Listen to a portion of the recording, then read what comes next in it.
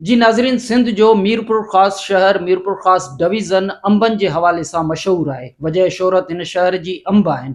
यानी जॾहिं बि अंबनि जी सीज़न ईंदी आहे मई ऐं जून वारनि महीननि में, त हिन शहर जे अंदरि मैंगो फेस्टिवल लॻंदो आहे। ऐं हिन शहर खे सिटी ऑफ मैंगोज़ बि सॾियो वेंदो आहे, यानी अंबनि जो शहर बि सॾियो वेंदो आहे। अंबनि खे वरी फ्रूट में, मेवनि में वरी बादशाह अंब यानी बादशाह फ्रूट बि सॾियो वेंदो आहे। तंहिं करे हीउ जेको शहर आहे मैंगो फेस्टिवल वारो शहर मीरपुर ख़ासि, इन जी वजह शोहरत बि उहो मैंगो फेस्टिवल ई आहे। ऐं जॾहिं बि अंबनि जी सीज़न ईंदी आहे त हिन शहर खे ॾिसण जे लाइ, यानी हिन शहर में जॾहिं मेलो लॻंदो आहे त अंब जेके आहिनि उन जा 200 खां वधीक क़िस्म जेके आहिनि उहे हिन मेले जे अंदरि नज़र ईंदा आहिनि। ऐं जॾहिं मैंगो फेस्टिवल लॻंदो आहे त सिर्फ़ु मैंगो फेस्टिवल नाहे लॻंदो, मक़सदु आहे त सिर्फ़ु 200 खां वधीक जेके अंब आहिनि उन जा जेके क़िस्म आहिनि उहे सिर्फ़ु मेले जे अंदरि न लॻाया वेंदा आहिनि, पर सिंध जो जेको कल्चर आहे उहो कल्चर बि सॼे जो सॼो कल्चर जेको आहे मुख़्तलिफ़ स्टॉलनि ते नज़र ईंदो आहे, जंहिंमें टोपी हुजे, अजरक हुजे या मुख़्तलिफ़ जेके बि कल्चर सां वाबस्ता जेके बि शयूं आहिनि उहे तव्हांखे उते नज़र ईंदियूं। तव्हांखे म्यूज़िकल जेके इंस्ट्रूमेंट नज़र ईंदा, तव्हांखे म्यूज़िक वॼाईंदड़ जेके साज़िंदा उहे जेका बि उन हवाले सां जोड़ जक कंदा आहिनि, यानी इंस्ट्रूमेंट जेकी तख़लीक़ कंदा आहिनि या उहे ठाहींदा आहिनि, उहे तव्हांखे मुख़्तलिफ़ स्टॉलनि ते नज़र ईंदा। पर हिन भेरे जॾहिं हिन मीरपुर ख़ासि शहर जंहिंजी वजह शोहरत जेका आहे उहे मैंगोज़ आहिनि, यानी सिटी ऑफ मैंगो बि इन करे इन शहर खे सॾियो वेंदो आहे त उते जॾहिं बि इन क़िस्म जी का सूरत हाल थींदी आहे त कल्चर डिपार्टमेंट जेको आहे उहो ऐं सिंध हुकूमत मैंगो फेस्टिवल जो जेको आगाज़ कंदी आहे त उते असांखे सीएम सिंध बि नज़र ईंदा आहिनि या सक़ाफ़त वारा जेके वज़ीर नज़र ईंदा आहिनि ऐं सक़ाफ़त जा समूरा रंग नज़र ईंदा आहिनि। पर हिन भेरे जॾहिं अंबनि जी सीज़न शुरू थी, अंब लहण शुरू थिया त असांखे इहो नज़र आयो त हिन शहर में मैंगो फेस्टिवल हिकु तकरारी सूरत हाल अख़्तियार कंदो पियो वञे। यानी उते अॻ में मुख़्तलिफ़ वापारी क़िस्म जा जेके असांखे उते नज़र आया, बिज़नेस कम्यूनिटी वारा ऐं मुख़्तलिफ़ जेके उन्हनि जी हिकिड़ी मीटिंग ऐं उन जा फुटेजिस जेके साम्हूं आया, जिन शुरूआती तौर ते इहा वार्निंग ॾिनी त मैंगो फेस्टिवल जेको आहे हिन भेरे थींदो त असां उन में रुकावट पैदा कंदासीं, ऐं रुकावट इन क़िस्म जी पैदा कंदासीं त पोइ या त हू रहंदा या असां रहंदासीं। तव्हां ये वीडियो ॿुधो। शहर के अंदर इंशाअल्लाह ताला मस्जिदों से ऐलान होंगे, हम अपनी दुकानें लश्कर के साथ जाएंगे, बिल्कुल गोलियां खाएंगे, लेकिन मैंगो फेस्टिवल और उस पर नाचने वाली 2 नंबर औरतें और ये दिखने वाले सहाफी, उनको इंशाअल्लाह ताला मीरपुर में या वो रहेंगे या मीरपुर में हम रहेंगे। इन खां पोइ हाणे मीरपुर ख़ासि वारी जेका शोहरत हुई, ज़ाहिर आहे मीरपुर ख़ासि जी जेका शोहरत आहे उन में तव्हां ॾिसो त ज़ुल्फ़कार शाह सक़ाफ़त जा जेके वज़ीर आहिनि उहे बि उन शहर जा आहिनि जिते ही मैंगो फेस्टिवल लॻो आहे ऐं लॻंदो रहंदो आहे, उहे बि इन शहर जा आहिनि। ऐं सिर्फ़ु उन शहर जा न आहिनि, पर मैंगो फेस्टिवल जी जेका रिवायत आहे मीरपुर ख़ासि शहर जे अंदरि, इहा ॾहाकनि ते मुश्तमिल आहे। इहो को अॼु या कल्ह जी ॻाल्हि कोन्हे का। मोहम्मद ख़ान जुणे जे ज़माने खां बि अॻु तव्हां ॾिसंदव त तव्हांखे मैंगो फेस्टिवल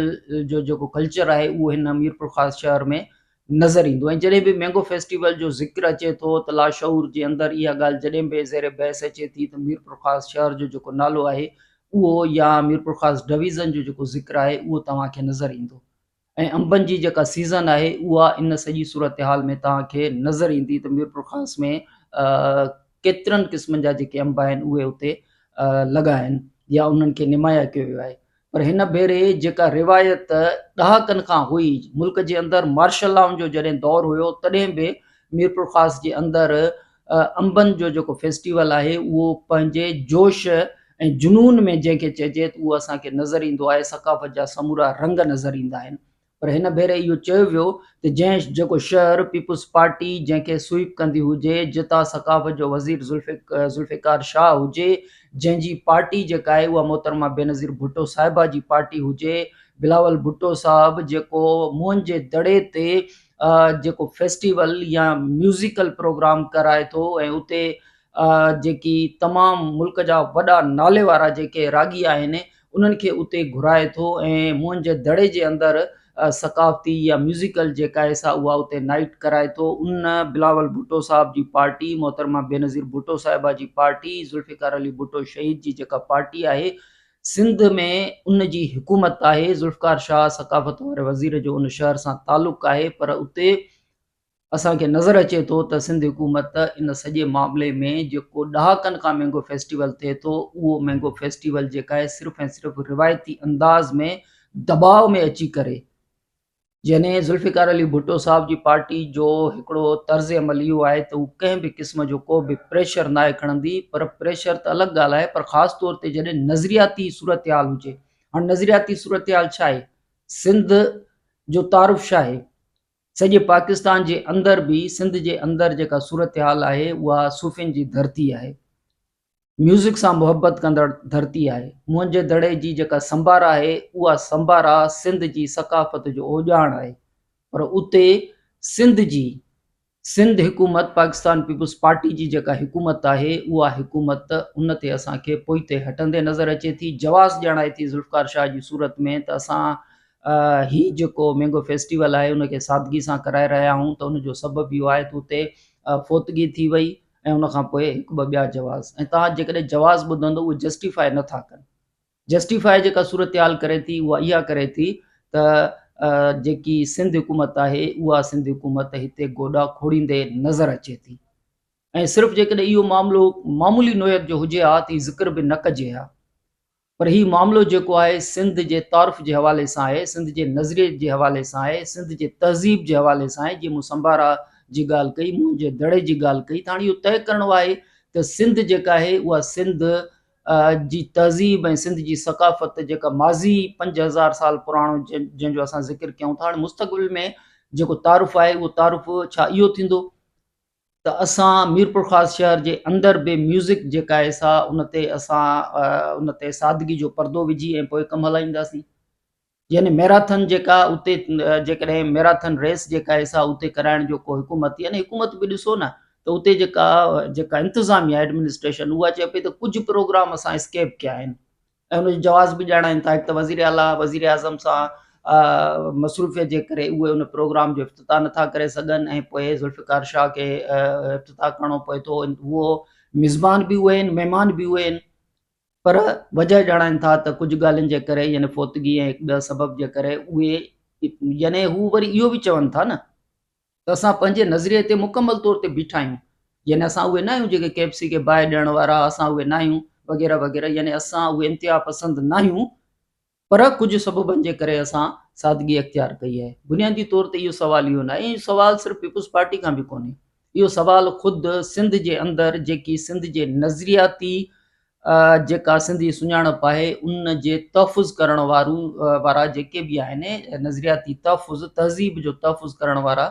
उहे सभु जा सभु इन हवाले सां ज़िम्मेवार नज़र अचनि था त उहे इन सॼे मामले ते उहे सरेंडर कंदे या एहतिजाज कंदे उहे नज़र छो कोन आया। असां हिते ॾिठो हुयोसीं हिकिड़े इवेंट खे कवर कंदे त जॾहिं आसमा जहांगीर साहिबा हुई ऐं उनजे साम्हूं औरतुनि जे हवाले सां इहा जेका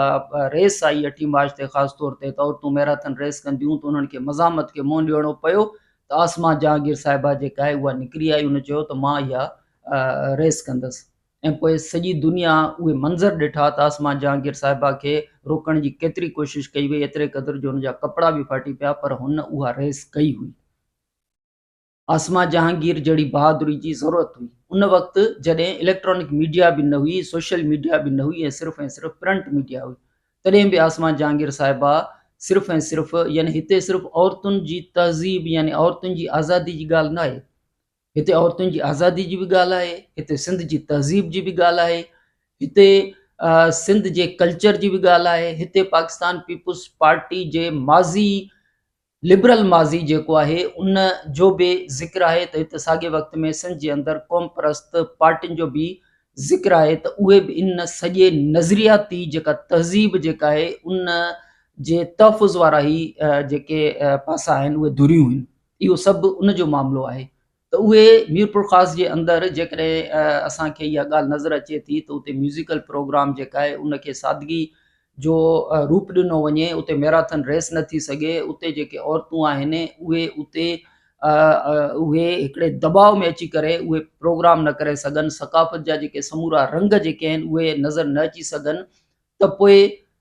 इहो जेको सरेंडर आहे या गोॾा खोड़ण आहे उहो सिर्फ़ु सिंध हुकूमत जो न आहे, सिंध हुकूमत जो त आहे ई आहे। इहो जवाबु त मुराद अली शाह साहब खे बि ॾियणो पवंदो त हू उते छो न पहुता। ऐं वज़ीर आज़म शहबाज़ शरीफ़ सां बजट जे हवाले से मसरूफ़ियात ज़रूर हुई, पर पोइ बि हुकूमत हुई, ऐं हुकूमत जेकॾहिं मैंगो फेस्टिवल जे इन मामले खे, हूअं आम हालतुनि में इन मैंगो फेस्टिवल जी जेका सूरत हाल डिफरेंट हवाले सां बहस थिए आहे, पर जंहिं हवाले सां इन खे तकरारी नोयत जे पासे वठी वञण जे हवाले सां ही बहस शुरू थियो, त इन में सिंध हुकूमत खे अञा बि वधीक क़दम खणण जी ज़रूरत हुई। पर बहरहाल इन सॼे मामले में ही सॼी सूरत हाल जेका आहे उहा सिंध जे सक़ाफ़त ते, सिंध जे तहज़ीब ते, सिंध जी जेका तहज़ीब आहे, मुंहिंजे दड़े वारी जेका तहज़ीब आहे, संभारा कल्चर जेको आहे सिंध जो, उनखे मुतासिर करण जी हिकु कोशिशि थी आहे। ऐं इन जा ज़िम्मेवार जेके आहिनि उहे सभु जा सभु आहिनि, जंहिं ते जेकी हिन सॼी सूरत हाल में पंहिंजो हिसो शामिल न करे सघिया या पंहिंजो रद्द अमल जेको आहे उहो उन सूरत में ज़ाहिर न करे सघिया। पर साॻे वक़्त में असां इहो चवंदासीं त आसमा जहांगीर जहिड़ी जेका बहादुर औरत आहे, जंहिं अंदाज़ में समाजी तौर ते हुन हिते इस्लामाबाद जे अंदरि रद्द अमल जो इज़हार कयो, जेकॾहिं सिंध जे अंदरि बि इन क़िस्म जो रद्द अमल थिए हा त पोइ असांखे इहो ॾिसण में अचे हा त मीरपुर ख़ासि जे अंदरि हिन कल्चर जा जेके समूरा रंग आहिनि उनखे वधीक हथी मिले हा, ऐं वधीक जेके लिबरल धुरियूं आहिनि उहे जेके औरतुनि जी आज़ादी जे हवाले सां जिदोजहद कनि थियूं, तहज़ीब खे बचाइण जी जिदोजहद कनि थियूं, उहे सभु जो सभु कामयाबु थींदे नज़र अचंदा मैंगो फेस्टिवल जी सूरत में। पर सूरत हाल बहरहाल इहा आहे त उते किथे बि असांखे आसमा जहांगीर नज़र न आई।